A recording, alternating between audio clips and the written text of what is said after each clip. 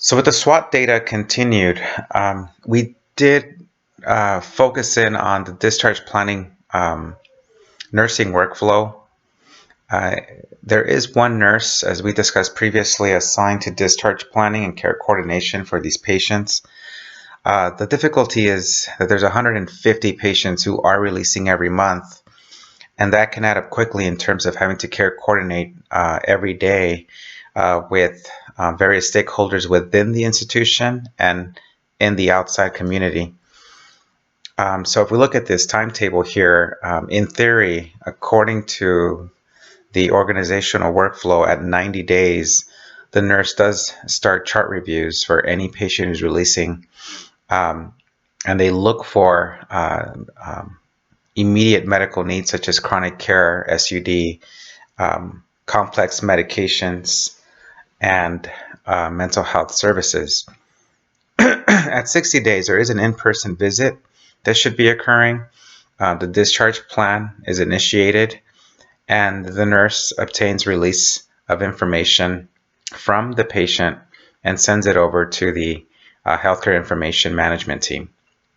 This starts the process of having the authority to share medical records with the outside community partners in efforts to link our patients to continued medical and substance use disorder providers.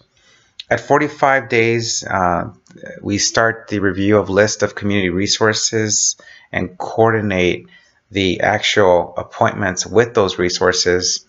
We do have an analyst who assists the registered nurse in making those appointments, and the attempt to schedule them does occur at that time. In terms of the workflow, we've discovered that that's not always the case. Oftentimes, these appointments are actively being done more at about 14 to 30 days prior to release. So, according to this workflow, at 7 to 21 days, there's a final discharge evaluation. There's confirmation of patient medical, SUD, and mental health needs, as well as the benefit status for Medi-Cal and SSI.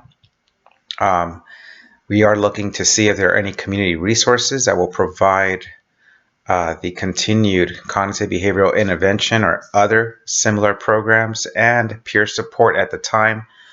The plan does include the logistic placement of the patient, the county, the city, the address, to closely align them with providers that can continue their care.